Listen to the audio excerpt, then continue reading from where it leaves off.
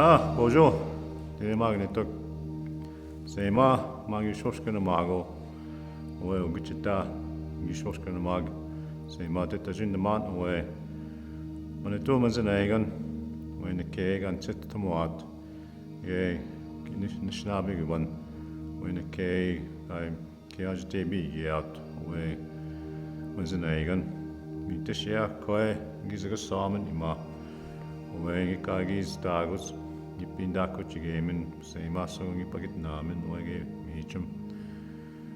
Away chiga kagis mata, gikagis magat sokanig. Gochi mag tishke at sokanig, away bebeka chinen mi guang, away wabjit tuang saganashim wen. Mi nongum hejichigiang chim. Chicken the march kia sag away, a pit 10 dagok away when the tomb was in Egan. We so gay manongum kayaing mi ma when it 2 weeks ago.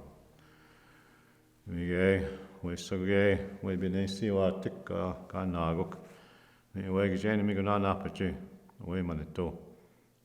When jinago koma. She went din ma nita jindan. Mi so go mi koega shaganashi mun gab jiton. So bonjour, my English name is Don Jones. I'm from Nigiguzminikaning here, and I'm from the Lynx clan. Just a little bit about my working history. I'm retired right now, and I'm a trapper, and I still go out on the land and enjoy the outdoors quite a bit.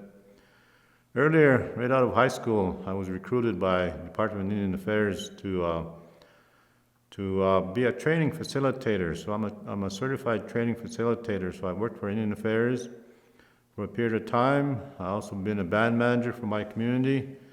I also been elected chief of my community for about 10 years. I've also sat on as a council member. Following my political career, I've worked for Treaty and Aboriginal Rights as a research director for 14 years, where we implemented land claims, organized land claims, and also talk about treaty rights and how to have them recognized and implemented by government. Following that, I also did some work for the Center for First Nations Governance, which is an organization that was formed to implement the inherent right to self-government, and that was very, very exciting work. And so I sat on some numerous boards and organizations over the years, and learned quite a bit about how organizations work. Been a executive director as well for Paoting Osing Niashing in the Fort Frances area. And so I want to talk a bit about the treaty, what I was asked to do, and I'll start off with a little bit of history. So prior to contact, before the Europeans arrived on Turtle Island, we as Anishinaabe people were organized as sovereign nations, and we had our own cultures, we had our own economies, our governments, and our laws. We also had exclusive occupation of defined territories, over which we exercised government authority. That was our jurisdiction. We also had access to lands and resources, subject to the responsibility placed to us by the Creator to care for the land and water. And so we still have those responsibilities today. When a community member shoots a moose or deer or any animal, it's shared with the community. And all the ceremonies to respect the taking of a life still happens today. So then that contact, it didn't have any impact on our pre-existing sovereignty and territorial rights. Our people gave permission to establish fur trading posts or settlements in exchange for the benefits for European technology and trade goods. However, the fur trade and the introduction of European tools and weapons, as well as exposure to new diseases, had an effect on our Anishinaabe way of life. I remember some of our past leaders in our community talked about tuberculosis hitting our community, and it decimated our population to where we are now. So those kind of diseases had an impact in our community. So they entered into peace and friendship treaties. So our own Anishinaabe people had our own protocols for negotiating treaties amongst ourselves, as well as the Europeans were accustomed to entering into treaties with other nations. So nation-to-nation treaty relationships were familiar to both sides. So one example would be the Two-Row Wampum Treaty between the Iroquois Confederacy and the British Crown back in 1664. And the Mi'kmaq Nation also entered into treaty back in 1725. So by these treaties, the Aboriginal partners retained their complete independence as to sovereign nations and ownership of their lands and resources. So those were never negotiated away, even at the earlier stages of treaty making. So the authority for government to make treaty arose from the Royal Proclamation of 1763. So Britain won a major war with France in 1763. A few months later, the British Crown, which was King George III, issued a Royal Proclamation of 1763. So this document protected the land rights of Aboriginal peoples by prohibiting private persons from settling or purchasing their lands, and also created a formal process for transfer of Aboriginal lands to the Crown. So the defeat of the French and the issuance of the Royal Proclamation, it kind of heralded a major shift in the British Indian policy.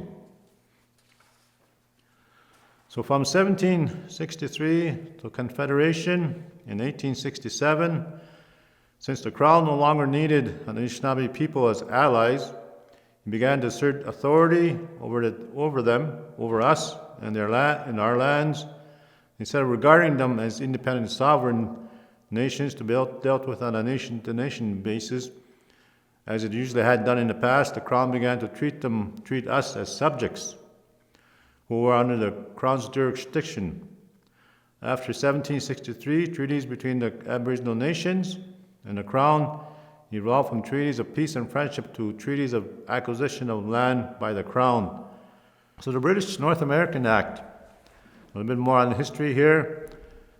This act created Canada, what they call the Dominion of Canada, and by Section 9124 gave the Parliament and Canada exclusive authority over Indians and lands reserved for Indians. In the first important judicial decision involving Indian lands in Canada in the Treaty 3 territory was the St. Catharines Milling case in 1888. The Privy Council in London, in England, decided while Parliament has exclusive jurisdiction over Indian lands, the underlying title to them was held by the province. And we, of course, were not represented in that court case. So shortly after the Treaty of 1873, when our ancestors negotiated the treaty, there's a piece of legislation which applies today. The first Indian Act was created in 1876. So the Parliament of Canada began to enact this legislation and thus created the first Indian Act. Among other things, this legislation gave the Canadian government the legal authority to replace traditional forms of government with elected chiefs and councils with a 2-year term with limited delegated powers set out in the Indian Act. However, traditional governments were not abolished and continued to exercise the inherent right to self-government in many communities, sometimes covertly, which means sometimes they had to go underground, sometimes they had to do it behind the Indian agent's back, but it was still recognized and still practiced by our Anishinaabe people. So from 1871 to about 1921, the federal government and the Aboriginal peoples entered into 11 numbered treaties. And so Treaty 1 and 2 were renegotiated because the Treaty 3 leaders at the time were strong negotiators, and they included the education right. So the education right became like a template for the following treaties. So these treaties generally dealt with lands, hunting, fishing rights, reserves, annuity payments, and other matters. So here's a phrase from the treaty which really embodies the whole understanding of our treaty. And it's one about Bimit Zuin. We think where we are is our property. And this is from Chief Mount Dopanes. I will tell you what the Great Spirit said to us when He planted us here. The rules that we should follow as Indians, He has given us rules that we should follow to govern ourselves rightly. So in a sense, that's more like a self-government statement that our rights doesn't flow from anywhere else from the Creator is where our rights flow. And so this understanding is to use our own laws, which is the Manitou Inakunageinan, those were given by the Creator, and our traditional ways, Geje Ijituainan, how we practice our ways in the past. So as I mentioned earlier, formal negotiations for Treaty 3 were begun in 1869 and 1871 and were completed in 1873. After long and serious diplomatic give and take, other Anishinaabe concepts involves careful decision making, and so the consensual approach was used, and we use that in our language. We call it Angwamazien, which is take care, be careful, and know what you're entering into. So they set the rules that were given by the Creator. Kanijigaboing is a term also we used in the treaty, is that they set the rules how we're going to be leading and standing with our neighbors in the future. Kanijigaboing is a very powerful term, and so the organization of Treaty 3 is tasked with that responsibility to honor the treaty, to keep the treaty feasted, and the Grand Chief generally has that responsibility with all the chiefs. So there's another phrase I wanted to caption here, Chief Mount Dopanes. It is our chiefs, our young men, and our children, and great-grandchildren, and those yet to be born that I represent here. And it's for them I sign this treaty. So that's very important, that thinking about future generations, thinking about the way of life that was happening back then, what we do now. And also Chief Pawasan, another strong negotiator, has said we come together, we're all one mind, we are not divided. So those kind of statements were made and understood, that the consensual approach was used, everybody was consulted, the young people, the older people, the elders, everybody that was in Anishinaabe in what they call the Treaty 3 territory, which is now, I think, around 55,000 square miles. So the Treaty 3 was negotiated by chiefs who were speaking Anishinaabe to Canada's officials through interpreters. Following an oral agreement on October 3rd, 1873, this treaty was signed at Harrison Creek near Northwest Angle. Canada then presented a document in English to the chiefs to sign after explanation by the interpreter. So this document was in English, and it's Canada's version of Treaty 3, and it differs in many respects from the understanding of the chiefs. So in order to understand the terms of the treaty, there are a number of other documents that should be reviewed, such as the PEPAM document, a shorthanded reporter's notes, Governor Morris's official report, the Treaty Commissioners, Simon J. Dawson's notes, and of course the interpreter, Joseph Nolan, and others. So no single one document covers all the terms of the agreement known as Treaty Number 3. So all records of the negotiations and recollections of the participants must be considered to develop a full understanding of the terms of Treaty Number 3. True knowledge of the agreement known as Treaty Number 3 was held by the chiefs, and repeated when Canada later breached its promises. The chiefs understood that with Treaty 3, they had agreed to share the resources. And the term we used is the resources miniguzuinan. Those were given by the Creator.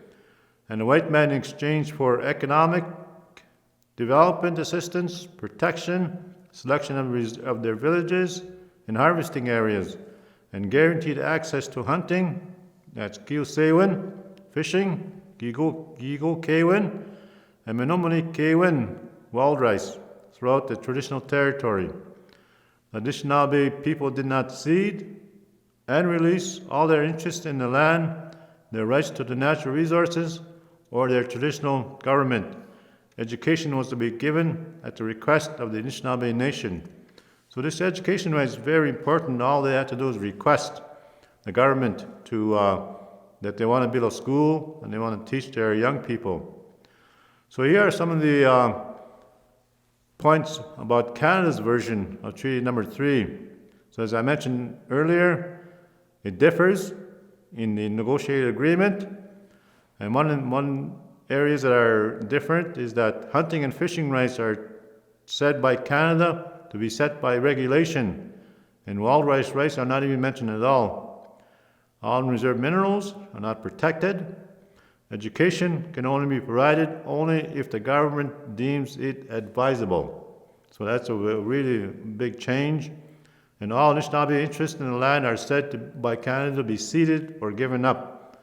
And that's another important difference, is that we're agreed to share and not to give up any of our harvesting rights.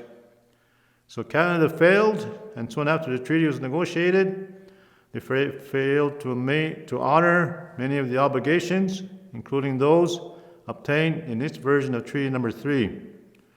Farming assistance was minimal, while the Re-enacting banned sales of farm products and prohibited reserve logging.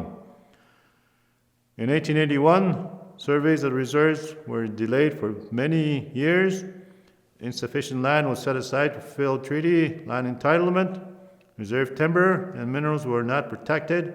First Nations, like for example Indian Reserve 38, lost timber and mine income from the surrender revisions of Treaty Number 3. And so when some of these failings happened, that gave rise to different claims that Treaty 3 First Nations have, which they're still pursuing. So some more on how Canada failed. Canada licensed Canadian fishermen who destroyed the sturgeon resources from Treaty Number 3. Later, Ontario arrested native fishermen and claimed control of their fishery resource. Dams that had overflowed reserve land without Anishinaabe permission or lawful authority. Compensation was not paid to most First Nations. Canada, Ontario, and Minnesota secured large revenues from water power rentals, which were the dams that powered some of the towns and villages in our territory. So the Indian Act tried to destroy traditional government, Bimit Zuin, and assimilate Anishinaabe into Canadian society. Women were disenfranchised, meaning that if they married a non-native person, they lose their status. And traditional ranks such as messenger and soldier were terminated for indulging in the denunciations of the government. So in our community, we had that system where we had the chief, Mugimakan, the messenger, Maduki Nini, soldier, at the time was Migazo Nini. And now, this day and age, we have Tukune Nini, which is the police officer for Treaty Number 3. So Anishinaabe religion was forbidden. We couldn't do any ceremonies for many years. And it was even illegal to raise money to defend rights. So all these things were coming into place. And then in 1892, there's a document that outlines a petition from the Lake of the Wood chiefs. What they said was when the treaty was made, there would be solemn promises that this allowance would last as long as the Indians live. At that time, the governor was at the angle and pointing to the east, taking the name of the Queen to witness. He said that all the promises would be kept. So taking hold of a pan, he said that we would eat with the same pan as our brothers. How is it now that the department is going back on these promises and upset the pan? So continuing with that petition, what is that has turned up the things that were to be changed? Now we want the pan to be turned up again and be brothers and receive what we were promised. Having kept faith with the department, it is only fair that we should expect that they should keep it towards us. We have kept our part of the treaty. Is it not hard that the government should not keep theirs? So that statement kind of illustrates that there was a lot of trust, a lot of understanding, and a lot of promises. And at that time, the Anishinaabe people, when they shook hands with someone and made a treaty, it was sacred, and that's how Anishinaabe moved forward with their treaty rights. So a statement on October 3rd, 1873, Chief Maundopanes, I stand before the face of the nation and the commissioner. I trust there be no grumbling. The words I have said are the words of the nation and have not been said in secret and openly so that all could hear. And I trust that those who are not present will not find fault with what we're about to do today. And it's for the benefit of our nation as well as for our white brothers. And now I take off my glove to you and my hand and sign the treaty. And now, before you all, Indians and whites, let it never be said that it was done in secret. It was done openly and in light of day. So as I mentioned earlier, I have photos and I have access to the treaty pipes. There are 2 treaty pipes. There's also a treaty medallion that was given to all the chiefs that were handed out to all the chiefs that were there. My father was chief for quite a number of years in our community. He had the treaty medallion, and he had transferred it to different chiefs along the way and told a story about how the treaty was made. So my father really had a good understanding of the treaty and what the treaty rights were, what the promises were, what the handshake meant. And when Chief Maundopanes took his glove off his hand and shook the hand of the treaty commissioner, that was a real sacred promise. I also mentioned that the treaty organization, Treaty Number 3, has a responsibility, especially the Grand Chief, to honor the site. They do feasts now, along with chiefs, at where the treaty was signed.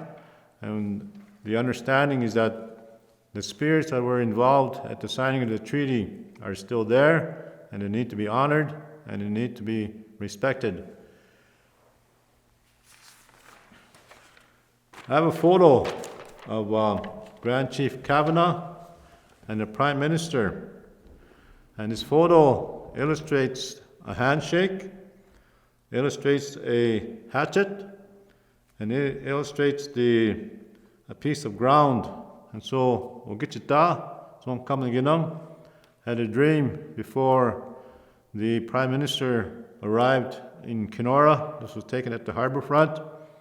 And he advised that he wanted to meet the Prime Minister to reenact the signing of the treaty. And so this photo was taken. And the Prime Minister, back in 2017, July 30th, 2017, they reenacted that. And this is the photo of the Prime Minister agreeing to honor the promises of the treaty. So it's very, very important to understand that the treaty rights flow as long as the sun shines, the river flows, that is to say forever. And so the terms of the treaty are still alive today. The organization of Treaty 3 are doing their best, and when the inherent right to self-government is being practiced, it generally means that the inherent rights flow from the Creator and not from any government legislation. So when the Constitution was patriated in 1982, There's a section in the Constitution Act that says that the existing treaty and neighbors rights are hereby recognized and affirmed. And so there's a lot of discussion between leaders back then that what exactly does that mean? And so the organization, as I understand, have embarked through ceremony on establishing their own laws. And one important one is the Manitoua Ki Nakunigewin. And there's also the Abinochi Nakunigewin. And there's also other agreements that are being put in place, Belfast, for example, and they also have the twinning of the highway. And so the organization is also creating a health law, I think a justice law, and an education law. So all those laws are created by the organization with consultation to the chiefs, also through ceremony. And especially ceremony is very important, where we seek direction through our ceremonies on how to proceed with these laws. We've had those laws, and I think it's time to implement a lot of these laws. There's also shifts in Canadian law where our rights are being recognized. One such court case that comes to mind is Grassy Narrows. That's been starting to have a major shift in the judges in understanding what the terms of the treaty are, what is meant by sharing and the resources, and the term sharing is very important in starting. So a lot of these concepts were not recognized in Canadian law previously, but there's starting to be a shift in happening. So I hope that it continues and our rights are going to be enforced, recognized, and honored by both levels of government, Canada and Ontario. Aho, miigwech.